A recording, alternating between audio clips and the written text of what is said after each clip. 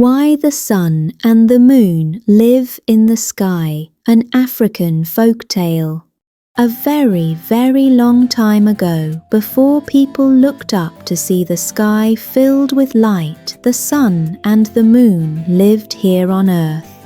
They were husband and wife, and together they kept a cozy little house with a wide open doorway. Their best friend was water, who flowed through the land in rivers, streams, and lakes. Often the sun and the moon would wave when they saw water passing by, and water would ripple back with a smile. One day, water said, "Dear friends, why do you never invite me into your home?" The sun was puzzled. "Invite you? But of course, water, you are always welcome." The moon nodded eagerly. "Yes, come visit us whenever you like." Water chuckled, his voice bubbling like a brook. "If I come, I cannot come alone. I must bring all my people with me. The tiniest minnows, the schools of fish, the crabs, the turtles, the frogs, the great crocodiles, and the rivers themselves. Are you sure your house is ready?"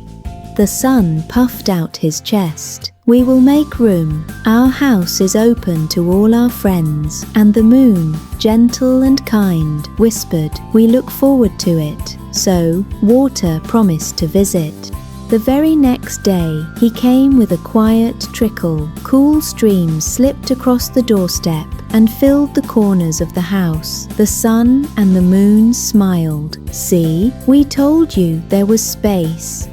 But water was not finished. First came the minnows, wriggling like silver threads through the doorway. Then schools of fish swirled about, flashing like coins in the light. Frogs hopped from shelf to shelf, croaking as though they owned the place. A slow old turtle stretched his neck to sniff at the sun's chair. The crabs clattered their claws like tiny drummers in a noisy parade. And finally, the crocodiles slid in with heavy tails, splashing the walls as though they were mighty kings of the house.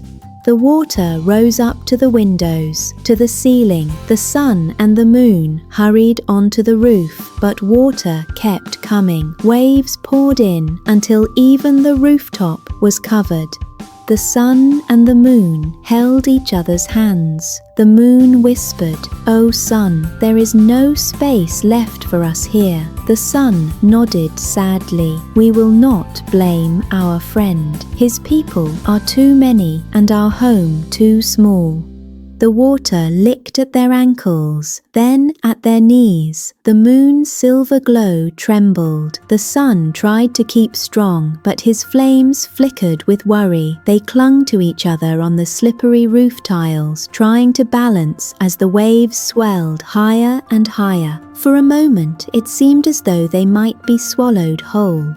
Sun looked upward at the great empty sky. "Perhaps that is where we belong." And so together they lifted themselves into the heavens. As they rose, tiny stars blinked awake, guiding them like fireflies in the dark. The moon spread her silver glow across the heavens, soft and calm. The sun flared golden, painting the horizon with light. The higher they climbed, the brighter they shone, until the whole sky became their home. From above, they could see the rivers winding below, the fish leaping, the crocodiles gliding. Water called out in his bubbling voice, "Forgive me, dear friends. My people cannot be kept in one place, but from the sky you will always have room."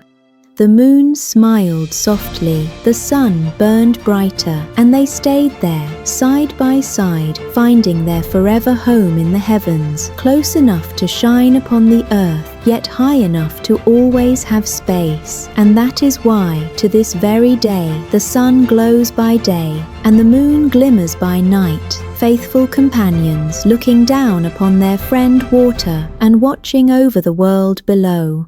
So remember, kids, every friendship needs balance and space so that it may shine forever. This story is a traditional African folktale retold for you by Family Time Tales. If you enjoyed it, don't forget to like, subscribe, and join us every week for more magical bedtime stories.